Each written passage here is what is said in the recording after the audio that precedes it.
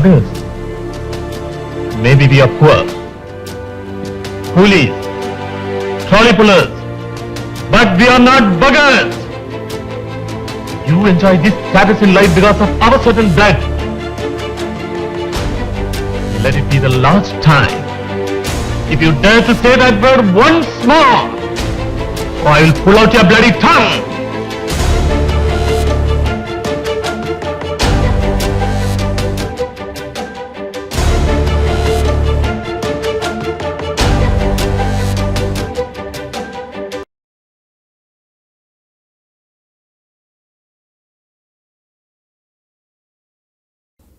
നമസ്കാരം. DTD ടോക്സിൻ്റെ ഓർമ്മകളിൽ ജയൻ എന്ന അനശ്വരനായ നടൻ ജയനെ അനുസ്മരിക്കുന്ന പ്രോഗ്രാമിലേക്ക് എല്ലാവർക്കും സ്വാഗതം. ഞാൻ ബിനു കുര്യൻ. നമ്മളോടൊപ്പം മനുഷ്യാവകാശ പ്രവർത്തനം റിട്ടയർഡ് സീനിയർ ഇൻഡസ്ട്രിയൽ ട്രെയിനിങ് സൂപ്രണ്ടിനും സർവോപരി അനശ്വര നടൻ ജയൻ്റെ അമ്മാവൻ്റെ മകനുമായ ജയകുമാർ രാജാറാം സാറാണ് ഉള്ളത്. ഇതിഹാസ നായകൻ ജയൻ്റെ ജീവിതത്തിലെ ചില പ്രധാനപ്പെട്ട കാര്യങ്ങളാണ് ഇന്ന് ജയകുമാർ സാർ നമ്മോട് പങ്കുവെക്കാൻ പോകുന്നത്. അതാണ് അണ്ണൻ്റെ വിനയം, അതാണ് ഗുരുത്വം, അതാണ് ഇത്. ഞാനത് പറയാം, അണ്ണൻ്റെ സ്ട്രെങ്ത് ഓഫ് ക്യാരക്ടർ ഉണ്ട്. അല്ല ആദ്യമേ എനിക്കൊന്നും വലിയ ഹീറോ ആവണേ, ഞാൻ വലിയ സുന്ദരനാണ്, ഞാൻ അങ്ങ് അതിമാനുഷ്യനാണ്, കുഞ്ഞു വേഷമായാലും എനിക്കൊരു വേഷം മതി എന്നുള്ള. അപ്പൊ ഈ സിനിമ കയറുന്നതിന് മുമ്പാണ് കശുവണ്ടി ഫാക്ടറി വാങ്ങിക്കുന്നുണ്ട്. നാഗർകോവില് മാധവ ക്യാഷ് അച്ഛൻ്റെ പേരിൽ അണ്ണനാ വാങ്ങിക്കുന്ന പൈസ. അത്ര വലിയ ഫാക്ടറി ഒന്നുമല്ല, പക്ഷെ കശുവണ്ടി ഫാക്ടറി വാങ്ങിക്കുന്നുണ്ട്. പഞ്ചമിക്കകത്ത് അത് ഉമ്മറാണ് സംഭവം. ഉമ്മറ മാറിക്കൊടുക്കുന്നത് രണ്ട് ഉമ്മറിന്റെ ആ വേഷമാണ് അന്ന് ചെയ്യുന്നത്. ആ ഉമ്മറിന് വെച്ചിരുന്ന വേഷമാണ് പഞ്ചമിക്കകത്ത് ഫോറസ്റ്റിലെ വില്ലൻ റോളാണ്. മനസ്സിലായില്ലേ? ആ ഫോറസ്റ്റ് റോള് ഉമ്മറിന് എന്തോ വരാൻ പറ്റില്ല. പ്രണയ ദുഃഖമാണ് അദ്ദേഹത്തിന് ഒരു തീവ്രമായിട്ടുണ്ടായിരുന്നു. അതിങ്ങനെ നമ്മളോടൊന്നും പറയത്തില്ല, അഭിമാനിയല്ലേ, എന്നോട് ആ ദുഃഖമൊന്നും. പക്ഷെ അന്ന് അവസാനമൊക്കെ ആ ദുഃഖം പങ്കിടുന്നുണ്ട്. വഴക്കൊക്കെ പറഞ്ഞിട്ട് അന്ന് അവസാനം വല്ലാതെ നൊമ്പരപ്പെടുന്നുണ്ട്. നമ്മള് ജയന്റെ ജനനെ കുറിച്ച് പറഞ്ഞു, സാബുമോശം വരെ പറഞ്ഞു നിർത്തി. ഇനി ജയന് ആ പടത്തിൽ ആള് നോട്ടിഫൈ ചെയ്യാൻ തുടങ്ങി. പിന്നെ അദ്ദേഹം പിൽക്കാലത്ത് ചെന്നൈയിലേക്ക് പോയോ? പിന്നെ ചെന്നൈ പോയതല്ല, പിന്നെ ഈ സിനിമാ മോഹമായിട്ട് തന്നെയാണ് പിന്നെ താമസം മാറ്റുന്നുണ്ട്. ചെന്നൈയിലോട്ടൊക്കെ പോകുന്നുണ്ട്. കൊച്ചിയിലും ചെന്നൈയിലുമായിട്ട് അവിടെ ഉണ്ട് പാൻഗ്രൂവ് ഹോട്ടൽ, പൈസ ഉണ്ട് കയ്യില്. ആള് ഈ പൈസ കളയത്തില്ല, സൂക്ഷിക്കും. സൂക്ഷിക്കും. അന്ന് റിട്ടയർ ചെയ്തിട്ട് നേവി VRS എടുക്കുവാണ്. പിന്നെ വേണമെങ്കിൽ കണ്ടിന്യൂ ചെയ്യാം, പക്ഷെ പുള്ളി താല്പര്യപ്പെട്ടില്ല. പിന്നെ എന്തോ ഒരു എക്സ്പോർട്ട് ലൈസൻസ് അന്ന് കിട്ടാൻ പാടാ, ഇമ്പോർട്ട് എക്സ്പോർട്ട് ലൈസൻസ് ആണ്. അതൊക്കെ ഇവരുമായിട്ടുള്ള കമ്പനി അല്ലേ, നന്ദകുമാർ സാറ്, സേട്ട്, രാജൻ ജോസഫ്, അങ്ങനെയുള്ള ബിസിനസ് ശൃംഖല എറണാകുളം ഒരുപാട് ക്രിസ്ത്യ സുഹൃത്തുക്കളൊക്കെ ഉണ്ടായിരുന്നു. പിന്നെ അത് ഞാൻ പറഞ്ഞില്ല, ഞാൻ നേരത്തെ ഒരു കാര്യം പറഞ്ഞില്ലേ, ഈ മനുഷ്യനാണ് പ്രധാനം. അല്ല മതമൊക്കെ പിന്നെ വരുന്നേ ഉള്ളൂ. മതമൊക്കെ ചുമ്മാതെ ഈ ആവശ്യമില്ലാത്തൊരു കാര്യം, മനുഷ്യൻ തമ്മിലുള്ള ആവശ്യമില്ലാത്ത കാര്യം. മനുഷ്യൻ വളരുന്നതും വികസിക്കുന്നതും അവൻ എന്തെങ്കിലും ആവുന്നതും ആവാതിരിക്കുന്നതും ഒക്കെ അവൻ്റെ ജന്മസ്വഭാവമാണ്, അല്ലാതെ ഒന്നും ഡിസൈഡിങ് ഫാക്ടറല്ല. ഈവൻ പാരമ്പര്യം പോലും ഒരു അച്ഛൻ്റെ വലിയ ഗ്രേറ്റ് ആയിട്ടുള്ള അച്ഛൻ്റെ മകനായിട്ട് വലിയ സിനിമാടന്മാരെ മക്കൾ ഇപ്പോൾ ആവുന്നുണ്ട്, അല്ലെങ്കിൽ ഡോക്ടർമാർ ചിലരാവുന്നുമില്ല. മനസ്സിലായി? വെറും കൂലിപ്പണിക്കാരൻ്റെ മക്കള് വലിയ സാമൂഹ്യത്തിൽ വലിയ തലത്തിൽ IASകാരും ഒക്കെ ആവുന്നുണ്ട്. അപ്പൊ അതൊന്നും അല്ല കാര്യം, മനുഷ്യൻ ഉള്ളതാണ് പറയുന്നത് കാര്യം. അപ്പൊ അണ്ണന്റെ ജീവിതത്തിൽ നമ്മൾ ഒന്ന് പരിശോധിച്ച് നോക്കുക. ചിലപ്പോൾ ഞാൻ അത്ഭുതത്തോടെ നോക്കാറുണ്ട്, പരിശോധിക്കാറുണ്ട്. അപ്പൊ മൊത്തം ഞാൻ കുറച്ച് പഠിച്ചു അണ്ണന്റെ എന്താണ് ലൈഫ്. അത് പറയുമ്പോഴാണ് അണ്ണനെ കുറിച്ച് ഇത്രയും പഠിച്ചിട്ടുണ്ട്. ഭയങ്കര അടുത്ത ബന്ധുവാണ് ഈ തലമുറ. ഞാൻ നേരത്തെ പറഞ്ഞ ഞങ്ങളെ സംബന്ധിച്ചോളം, എന്നെയല്ല, ഈ വരുന്ന തലമുറയ്ക്കെല്ലാം ജയൻ എന്ന് പറയുമ്പോൾ മിമിക്രി കാണിക്കുന്ന ജയനെ മാത്രമേ അറിയുള്ളൂ, അല്ലേ? സിനിമകളൊന്നും കണ്ടിട്ടുകൂടി ഉണ്ടാവുന്നില്ല. ഇപ്പൊ ഒന്ന് പടവുന്ന, പക്ഷെ പലർക്കും നോക്കുന്നത് വളരെ ഡ്രമാറ്റിക് ആണ്. അപ്പം താങ്കൾ പറഞ്ഞിട്ടാണ് ഞങ്ങൾ അറിയുന്നത്. അദ്ദേഹം നാച്ചുറൽ ആയിട്ട് കാണിച്ച കാര്യങ്ങളാണ് തിരുശ്ശീലയിൽ കാണിച്ചിരിക്കുന്നത്, അല്ലേ? അപ്പം അദ്ദേഹത്തിനെ കുറിച്ച് ഇത്രയും ആധികാരികമായിട്ട് പറയാൻ പലപ്പോഴും പല കോൺട്രവേഴ്സീസും പല കോംപ്ലിക്കേഷൻസും സത്യങ്ങളില്ലാത്ത കാര്യങ്ങൾ. അതുകൊണ്ടാണ് ഞങ്ങൾ സാറിനെ തേടി പിടിച്ചു വന്നത്. അപ്പൊ സാറിന് എന്തുകൊണ്ട് ജയനെ കുറിച്ച് നല്ലൊരു പുസ്തകം എഴുതിക്കൂടാന്ന് എനിക്കിപ്പോ തോന്നുന്നു. എഴുതാൻ താല്പര്യം ഉണ്ടെങ്കിൽ എഴുതുക എന്ന് ഞാൻ പറയും. പിന്നെ അണ്ണന്റെ അനിയന്റെ മകൻ കണ്ണൻ, അവന്റെ ജീവിതം മൊത്തം ഈ അണ്ണന് വേണ്ടി കളഞ്ഞ വല്യച്ഛൻ. അതാണോ അദ്ദേഹമാണോ മറ്റേ സിനിമയിലൊക്കെ? അല്ല, അത് ഇളയവനാ, കണ്ണന്റെ ഇളയവനാ. ആദ്യത്തിനാണ് സിനിമയിലുള്ളത്. ആ പാരമ്പര്യം അവനെങ്കിലും നോക്കുന്നുണ്ട്. അവന് നല്ല കഴിവുണ്ട് കേട്ടോ, നല്ല സുന്ദരനാണ് അവൻ. അവന് നല്ല കഴിവുണ്ട് അവന്. അത് വളർത്തിക്കൊണ്ട് വന്നാൽ മതി. അപ്പൊ കാര്യങ്ങൾ അവന്റെ വരുന്ന കുഴപ്പമെന്ന് പറഞ്ഞാൽ അവനൊരു വലിയ ലീനേജ് വരുന്നതാണ്. അണ്ണൻ സീറോയിൽ നിന്ന് വരുന്നതാണ്. അതെ തന്നെ, അവനെ കുറിച്ച് എക്സ്പെക്ടേഷനും അപ്പൊ നമ്മള് ആ ഒരു തലത്തിൽ നിൽക്കും. അണ്ണനെ ഒന്നുമില്ല, പിന്നെ കയറുകയാണ്, ഒറ്റ ഗ്രാഫ് ഒറ്റയടിക്ക് പോവാണ്. മറ്റേന്ന് പറഞ്ഞാൽ വളരെ പ്രശസ്തനായ കുടുംബത്തിൽ ജനിച്ചതാണ്, ജയന്റെ അനിയന്റെ മകൻ. അപ്പൊ അത് തിരിഞ്ഞാലും മറിഞ്ഞാലും ഇരുന്നാലും കിടന്നാലും എല്ലാം ആൾക്കാർ ശ്രദ്ധിക്കുകയും ചെയ്യും, ഇവരൊന്നും കുഴപ്പത്തിൽ ചാടിക്കുകയും ചെയ്യും. ഈ സമൂഹം തന്നെ നമ്മൾ കയറാൻ സമ്മതിക്കത്തില്ലല്ലോ. ഇപ്പം അണ്ണനെ സമയം എല്ലാവരും ഗിഫ്റ്റ് കൊടുക്കുകയാണ്, കേറിക്കോ ജയിച്ചു. അവിടെ ഞാനെന്താ പറയാം, അണ്ണനെ ഇപ്പം ഞാൻ ആദ്യം മെസ്സി എടുക്കുന്നു, മെസ്സി ക്രിസ്ത്യാനി, പിന്നെ രാജൻ ജോസഫ് സാർ ഇൻട്രൊഡ്യൂസ് ചെയ്യുന്നു, ജോസ് പ്രകാശ് സാർ കയറ്റി വിടുന്നു, പുള്ളി ക്രിസ്ത്യാനി. പിന്നെ അടുത്ത പ്രൊമോഷൻ കൊടുക്കുന്ന ആരാന്നറിയോ? ജയഭാരതിയാണ്. ഓ ശരി, അതറിയത്തില്ലല്ലോ. ജയഭാരതിയാണ് അടുത്ത പ്രൊമോഷൻ കൊടുക്കുന്നത്. കാര്യം അണ്ണന് ഈ ശ്യാമപക്ഷത്തിൽ വന്നു, പിന്നെ കൊച്ചു കൊച്ചു വേഷമൊക്കെ ചെയ്യുന്നത്. ഈ അടുത്ത കാലത്ത് നടൻ ശങ്കർ പറയുന്നുണ്ടായിരുന്നു, ജയനെ കാണുമ്പോൾ പരിചയപ്പെടുമ്പോൾ ഞാൻ എവിടെയോ ഒരു വീഡിയോയിൽ കണ്ടതാണ്. അപ്പം ശങ്കർ സ്റ്റാർട്ടിങ് ഫിലിം സ്കൂളിലൊക്കെ പഠിച്ചിട്ട് ഇറങ്ങി വരുന്ന സമയത്താണ്. അപ്പം ഈ സിനിമയിൽ എനിക്കൊരു ചെറിയ വേഷമാണെന്ന് പറഞ്ഞു. അപ്പം ജയൻ സാറ് പറഞ്ഞു, ചെറിയ വേഷം എന്ന് ഒരിക്കലും പറയരുത്, ചെറിയ വേഷങ്ങളാണ് നിങ്ങൾക്ക് വലിയ വേഷങ്ങൾ തരുന്നതെന്ന് പറഞ്ഞ്. ഇപ്പം അടുത്ത കാലത്തൊരു നടൻ ശങ്കർ ഇല്ലേ, അതാണ് അണ്ണന്റെ വിനയം, അതാണ് ഗുരുത്വം, അതാണ് ഇത്. ഞാനത് പറയാം, അണ്ണന്റെ സ്ട്രെങ്ത് ഓഫ് ക്യാരക്ടർ ഉണ്ട്. അല്ല ആദ്യമേ എനിക്കൊന്നും വലിയ ഹീറോ ആവണേ, ഞാൻ വലിയ സുന്ദരനാണ്, ഞാൻ അങ്ങ് അതിമാനുഷ്യനാണ്, കുഞ്ഞു വേഷമായാലും എനിക്കൊരു വേഷം കൊച്ചായാലും. അത് ഞാൻ പറഞ്ഞുതരാം, നമ്മുടെ ഇതില്ലേ ഹിറ്റ് സിനിമ നമ്മുടെ മദനോത്സവം അങ്ങനെ അപ്പോഴൊക്കെ കമലഹാസൻ്റെ ആണ്. കമലഹാസൻ സരീനാഭാവും ഗംഭീര സംഭവമല്ല, ശങ്കരൻ നായരുടെ ഭയങ്കര സിനിമ അല്ലായിരുന്നു. അതൊരു ആ സിനിമയിൽ ഈ അണ്ണൻ പോയിട്ട് കാല് പിടിക്കുന്നുണ്ട്, മനസ്സിലായി, ശങ്കരനായടുത്ത് പോയി കാല് പിടിക്കുന്നുണ്ട്. അപ്പൊ അണ്ണൻ അപ്പൊ കയറി വരുന്നേ ഉള്ളൂ. അപ്പൊ അണ്ണന് ഏത് തലം വരെയും വിനയാന്വിതനാവാൻ തയ്യാറാണ്. അപ്പൊ സിനിമയിലുള്ളപ്പം തന്നെ ഇത്രയൊക്കെ ഉണ്ടുമ്പോ ആ ഈഗോ ഒന്നുമില്ല, ഞാൻ വലിയ നായരാണ്, അല്ല ഈ നായന്മാർക്ക് ഒക്കെ വലിയ ഉന്നത ജാതിയൊക്കെ ആകുമ്പോൾ ഞാൻ വലിയ നായരാണ്, അതുകൊണ്ട് ഞാൻ ആരെയും കാലി പിടിക്കത്തില്ല എന്ന് അല്ല. സിനിമ ഫീൽഡിൽ അവരൊക്കെ ഗുരുക്കന്മാരാണ്. അതിന് ക്യാമറമാനാണെന്നുള്ള സംവിധാനമാണ്, തിരക്കഥക്കുള്ള, അവരൊക്കെ പ്രൂവ്ഡാണ്. അപ്പൊ അവരെ സംബന്ധിച്ചുള്ള അവര് ഗുരുസ്ഥാനീയരാണ്, കൊച്ചു പിള്ളേരായാലും. അവരോടൊക്കെ അണ്ണം അതാ പറഞ്ഞ അണ്ണന്റെ ക്യാരക്ടറിന്റെ വലിപ്പം. ഇപ്പൊ നമുക്ക് ഇപ്പൊ സാറിനെ എനിക്ക് അംഗീകരിക്കണമെന്ന് തോന്നുന്നെങ്കിൽ ഞാൻ പറഞ്ഞല്ലോ, സുന്ദരന എന്ന് പറഞ്ഞാൽ കുശുമ്പണ്ട ഞാൻ പറയത്തില്ല, മനസ്സിലായില്ലേ? സുന്ദരന എന്തുകൊണ്ട് നമുക്ക് അംഗീകരിച്ചുകൂടാ? അത് ദൈവം തന്ന ഒരു കഴിവാണ്. അപ്പൊ അത് വലിപ്പമാണ്. സാറിനെ ഞാൻ അപ്രീഷിയേറ്റ് ചെയ്യണമെങ്കിൽ, അല്ല അപ്രൈസ് ചെയ്യണമെങ്കിൽ, അല്ല എഡിഫൈ ചെയ്യണമെങ്കിൽ എനിക്ക് ആ വലിപ്പം ഉണ്ടാവണം. അപ്പൊ അങ്ങനെ ഒരു മനുഷ്യത്വമായിരുന്നു ആ ഒരു വലിപ്പം ഉണ്ടാകും. അപ്പം നേരത്തെ പറഞ്ഞാല് ജയൻ സാർ പൈസയൊന്നും കളയില്ലായിരുന്നു, ബിസിനസ്സിൽ താല്പര്യം ഉണ്ടായിരുന്നു. അപ്പൊ ഞാൻ നേരത്തെ അപ്പൊ ഈ സിനിമ കയറുന്ന മുമ്പാണ് കശുവണ്ടി ഫാക്ടറി വാങ്ങിക്കുന്നുണ്ട്. ആണോ? നാഗർകോവില് മാധവ ക്യാഷ് സച്ചിന്റെ പേരിൽ അണ്ണനാ വാങ്ങിക്കുന്നത്. അത്ര വലിയ ഫാക്ടറി ഒന്നുമല്ല, പക്ഷെ കശുവണ്ടി ഫാക്ടറി വാങ്ങിക്കുന്നുണ്ട്. പിന്നെ രസകരമായിട്ട് ഇത്രയൊക്കെ സ്വത്തും കാര്യങ്ങളും നമ്മൾ വിചാരിക്കുന്ന ജയൻ ഭയങ്കര ദുർനടപ്പുകാരനായിരുന്നു, പൈസ സൂക്ഷിക്കില്ല, കുടുംബം പട്ടിണിയിലായി, അമ്മയെ നോക്കൂല, ഇതൊക്കെയാണ് നാട്ടുകാരുടെ ഇടയിലുള്ള ഒരു കുവന്തികൾ പലയിടത്തും കേട്ടിരിക്കുന്നത്. എന്തും വേണേ പറയാം. ഇതില് തമാശയെന്ന് എനിക്കല്ല ഇത് പോന്നെ. ജയൻ എത്ര കാലം സിനിമാ ലോകത്തുണ്ടായിരുന്നു സാർ? അണ്ണന് കുറച്ച് ഷോർട്ട് പീരീഡ്, 76 ഈ ശവമോക്ഷം. അതിനുമ്പ് 71 അങ്ങനെ കണ്ട, അതിന് 73 അങ്ങനെ കണ്ടാണ് പോസ്റ്റ്മാൻ. അന്ന് കുഞ്ഞു വേഷം, പിന്നെ വലിയതായിട്ട് വേഷം കിട്ടിയില്ല. പിന്നെ ശവമോക്ഷം വരെ കാത്തിരിക്കേണ്ടി വന്നു, അതിനകത്ത് ശ്രദ്ധിക്കപ്പെടുന്ന വേഷമാണ്. പിന്നെ അങ്ങനെ വലിയ ഇതൊന്നും വലിയതായിട്ട് പിന്നെ വേഷമൊന്നുമില്ല. പിന്നെ പഞ്ചമിക്കകത്താണ് ജയഭാരതിയുടെ പഞ്ചമി, കസിന, പുള്ളിയുടെ അമ്മാവൻ, സ്വന്തം അമ്മാവന്റെ എന്നുവെച്ചാൽ അമ്മയുടെ വല്യമ്മച്ചിയുടെ മകനാണ്, ശിവശങ്കരപ്പിള്ളയുടെ മകനാണ്. പക്ഷെ ഈ അത് ഇവരൊന്ന് ഡൈവേഴ്സ്ഡാ. ഈ ജയഭാരതിയുടെ ഡൈവേഴ്സ്ഡ് ആയിട്ട് അച്ഛനാ ഇന്നാരാന്ന് അറിയാം, കൊല്ലത്താണെന്നും അറിയാം, പക്ഷെ അദ്ദേഹം അങ്ങോട്ട് പോകുന്നില്ല, തിരിഞ്ഞു നോക്കുന്നില്ല. അപ്പൊ ദൈവം അറിയാമല്ലോ, ജയനറിയാമല്ലോ, ജയഭാരതി ഞങ്ങൾക്കെല്ലാം അറിയാം, ജയഭാരതി കസിനാണ്, നമുക്കെല്ലാം അറിയാമല്ലോ. അപ്പൊ അങ്ങനെ ഈ സിനിമയിൽ ഇങ്ങനെ വരുമ്പോൾ പരിചയപ്പെടുമല്ലോ. അപ്പം പുള്ളി അതല്ല, അപ്പൊ ചെന്നിട്ട് ഇങ്ങനെ പരിചയപ്പെടുന്നുണ്ട് ഭാരതിയെ, ഞാൻ ഇന്നേരാണ്. ആ പുള്ളിക്കാരൻ നിമിത്തമാണ്. അപ്പൊ കസിനാന്ന് കേട്ടപ്പം പുള്ളി കാര്യം അത്ര കസിന നമുക്ക് പറയാൻ തോന്നുന്നു, അംഗീകരിക്കാൻ തോന്നുന്നു. ജയഭാരതിയെ പോലുള്ള കഴിവുറ്റ അല്ലെങ്കിൽ സുന്ദരിയായിട്ടുള്ള ഒരു നടിക്ക് എന്റെ കസിനാന്ന് അഭിമാനത്തോടെ പറയാമല്ലോ. അപ്പൊ അത് അക്സെപ്റ്റ് ചെയ്യാം. അല്ലാതെ ആരെങ്കിലും നിന്നിട്ട് കസിനാന്ന് പറഞ്ഞാൽ അതിന് മൈൻഡ് പോലും ചെയ്യത്തില്ല. ആണോ? ശരി, ഓക്കെ. ഇതങ്ങനെയല്ല, അക്സെപ്റ്റ് ചെയ്യുകയാണ്. ഓ അങ്ങനെയോ എന്ന് പറയുന്നത്. അങ്ങനെ സിനിമയിൽ വന്നപ്പോഴാണ് പഞ്ചമിക്കകത്ത് അത് ഉമ്മറാണ് സംഭവം. ഉമ്മറ മാറിക്കൊടുക്കുന്നത് 2 ഉമ്മറിന്റെ ആ വേഷമാണ് അന്ന് ചെയ്യുന്നത്. ആ ഉമ്മറിന് വെച്ചിരുന്ന വേഷമാണ് പഞ്ചമിക്കകത്ത് ഫോറസ്റ്റിലെ വില്ലൻ റോളാണ്.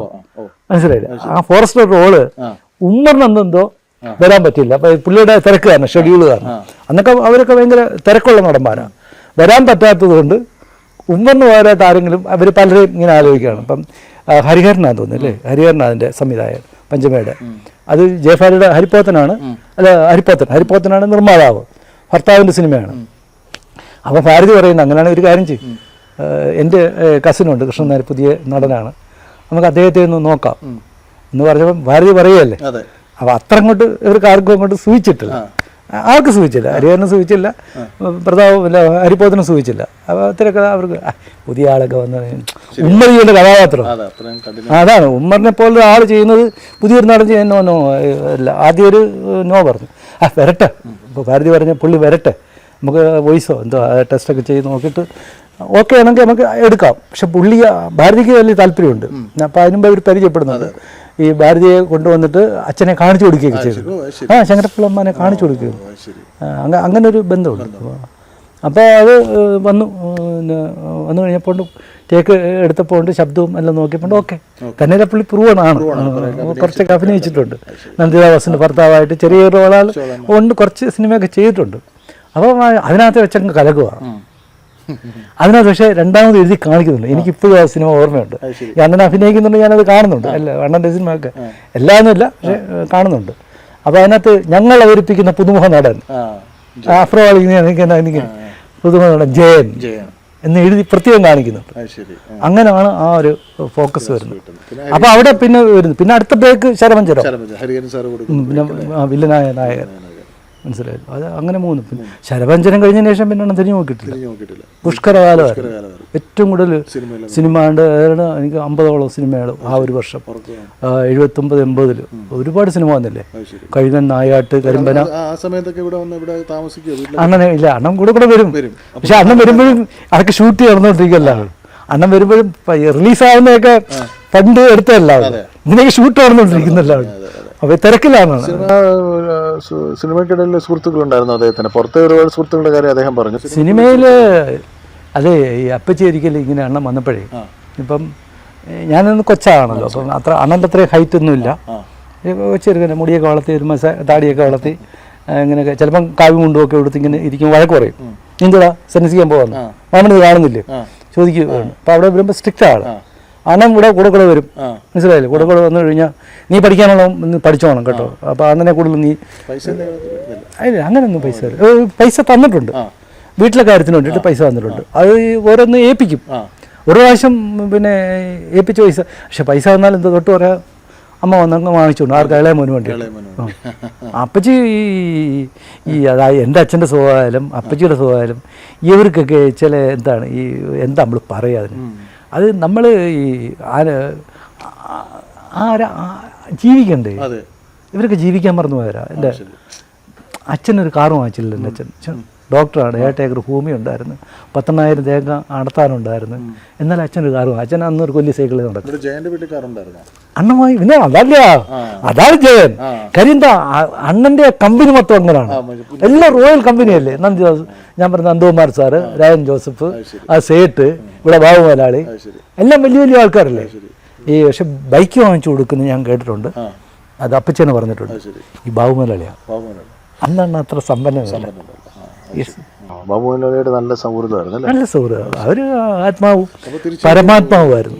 ഈ 2-2.5 വർഷം കൊണ്ടാണ് ഉന്നതിയിലെത്തിയത്. ഭയങ്കര. അന്ന് ആലോചിച്ച് നോക്കിയാട്ടെ, ഇപ്പം ആദ്യമൊക്കെ ഈ സിനിമയിൽ കയറുമ്പം ബേബി ചിറയൻകീഴല്ലേ അച്ഛൻ്റെ വീട്, മുറുക്കുമ്പുഴ ചിറയൻകീഴ് അടുത്താണ്. അവിടെയാണ് നസീർ സാറിൻ്റെ വീട്. നസീർ സാറ് അവര് പൂർവ്വ കുടുംബം ബ്രാഹ്മിൻസാര്, പിന്നെ അത് ബ്രാഹ്മിൻസാണ്. ചെറിയ ക്ഷേത്രത്തിൽ, ശർക്കര ക്ഷേത്രത്തിൽ ആനയൊക്കെ അദ്ദേഹം നടയിരുത്തുന്നത്. തന്നെ ഭയങ്കര ഹ്യൂമനിസ്റ്റാണ്. നസീർ സാറിന് ഒരു കുശുമ്പൊന്നുമില്ല അണ്ണനോട്. അല്ല പറയുമായിരുന്നു, ജയന് ഒരു സിനിമ ഒരു വേഷം കൊടുക്കാം തൻ്റെ സിനിമയിലൊക്കെ. പക്ഷെ അണ്ണൻ തിരിച്ചും ചെയ്തു. പിന്നെ അണ്ണൻ ഓവർടേക്ക് ചെയ്യില്ലേ. ഒരു പ്രാവശ്യം അണ്ണൻ വന്ന് പറയുന്നുണ്ട്, എടാ പിന്നെ എനിക്കിപ്പം കിട്ടുന്ന ഈ റെമ്യൂണറേഷൻ എത്താൻ നിനക്കറിയോ?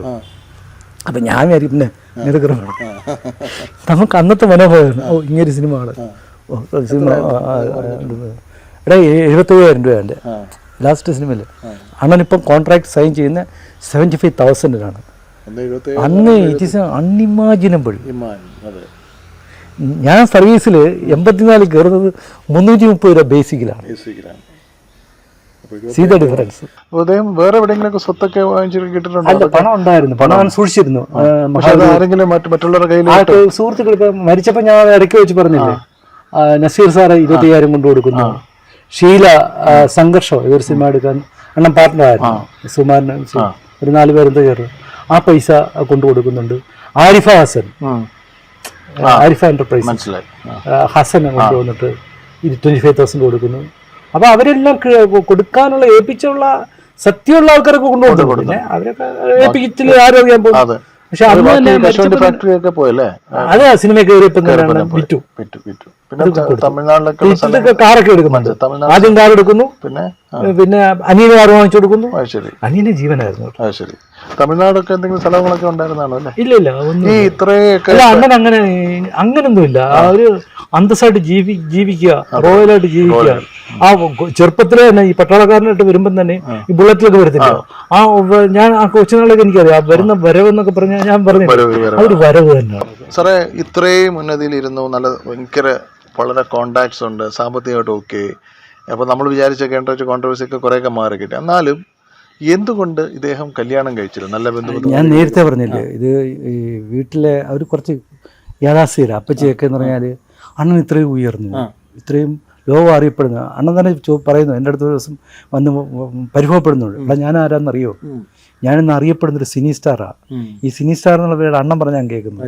സിനിമയുടെ നല്ലവർ സിനി സ്റ്റാറാണ്, മനസ്സിലായില്ല? ഈ ജനമെല്ലാം എത്ര പേര് വന്നിട്ട് ജയൻ്റെ വീടാൻ വേണ്ടി വന്ന് നോക്കുമെന്ന് എനിക്കറിയാമോ? ഇത് ഇങ്ങനെ ഇട്ടിരുന്നാൽ മതിയോ എന്ന് ഇത് പറഞ്ഞിട്ട് ആ വീടൊന്ന് പെയിൻറ്റ് ചെയ്യാനും അത്യാവശ്യം നല്ല ഫർണിച്ചറൊക്കെ ഒന്ന് വാങ്ങിച്ചെന്നു, ഒന്ന് വിൻഡോ ഒക്കെ കട്ടണമൊക്കെ പിടിച്ചിട്ട് ഈ തള്ള കേൾക്കത്തില്ല. പക്ഷെ എന്ത് മാനസിക ദുഃഖമാണ് അനുഭവിച്ചിട്ടുണ്ടെന്ന് പറയും. ഇവര് ആ ഒരു പഴയ മുറുക്കിയൊക്കെ തുപ്പി ഒരു പഴയ ഒരു ജമ്പർ ഉണ്ടല്ലോ, ഒരു വെള്ള, അതുമൊക്കെ ഒരു ബാഡിയൊക്കെ ഇട്ട് ഒരു വെള്ളമുണ്ടുമൊക്കെ എടുത്തു ഇങ്ങനെ തുപ്പി ഒലിപ്പിച്ച് അതിനകത്തും കറയാക്കി ഒരു ഓട്ടപാത്രത്തിൽ മുറുക്കാനും ഒക്കെ വെച്ച് ഇങ്ങനെ ഇരിക്കും. അതെ, അറിയത്തില്ല. അത് അച്ഛനും ഇതൊക്കെ തന്നെ ആയിരുന്നു.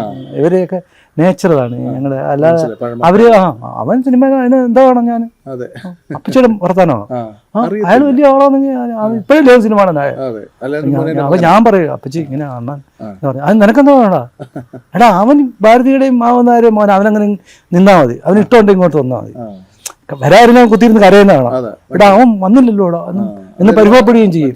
ഇത് ഒരേ സമയത്ത് രണ്ട് കേരളം. പക്ഷെ നമ്മൾ മാറണം കാലത്തിനനുസരിച്ച്. ഇപ്പൊ ഞാൻ പറഞ്ഞില്ല മക്കൾ രണ്ടുപേര് ഇതാന്ന് പറഞ്ഞില്ലേ, ഞാനത് മാറിയിട്ടാ. അല്ല ഞാൻ മനഃപൂർവ്വം കുഞ്ഞുങ്ങൾ ജനിച്ചു ഒരേക്കെ മനോഭാവ അവര് വേണേ. അണ്ണൻ സ്വാഭാവികമായിട്ട് വന്ന ആരും അപ്പച്ചി വളർത്തിയതോ അപ്പച്ചി അണ്ണൻ്റെ അമ്മാവന്മാർ വളർത്തിയതോ പിന്നെ വേറെ ബന്ധുക്കൾ വളർത്തിയൊന്നുമല്ല.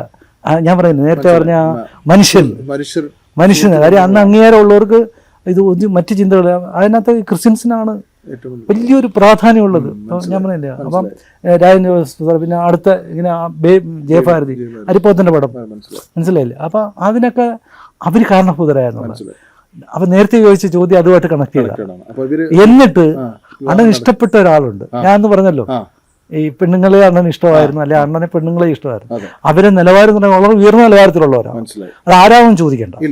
വളരെ ഹൈ എസ്റ്റീം ഉള്ളതായിട്ടുള്ള ഭയങ്കര സാറ് ഇതാന്ന് പറയും. അതിൽ ഏറ്റവും അത്യുന്നതമായിട്ട് നിൽക്കുന്ന അന്നത്തെ വലിയൊരാളാണ്. പക്ഷെ അവര് കഷ്ടകാലത്തിന് നമ്മുടെ മതമല്ലാതായിപ്പോയി. മുസ്ലിം മതമല്ല, അപ്പൊ ഏത് മതം അപ്പച്ചി അല്ല. ഒരു പ്രാവശ്യം എനിക്കിത് ഞാൻ പിന്നാണ് ഇതൊക്കെ മനസ്സിലാക്കുന്നത്. പല അപ്പച്ചി ഇങ്ങനെ പറയുമ്പോഴും അത് കഴിഞ്ഞിട്ട് ചില ലൂസ് ടാക്ക് വരും. അവരുടെ മകളായിരുന്നു പ്രോഗ്രാം കാണാൻ. അത് ഞാൻ ചോദിക്കാൻ തെറ്റുണ്ടല്ലോ, മകളാണോ അതോ കല്യാണം കഴിക്കാൻ ആഗ്രഹിക്കുന്ന ഉന്നതിയിലുണ്ടായിരുന്ന അവരുടെ മകളാണ്? അല്ലല്ലോ, അന്ന് നേവി ഉദ്യോഗസ്ഥൻ, ഒരു പട്ടാളക്കാരൻ.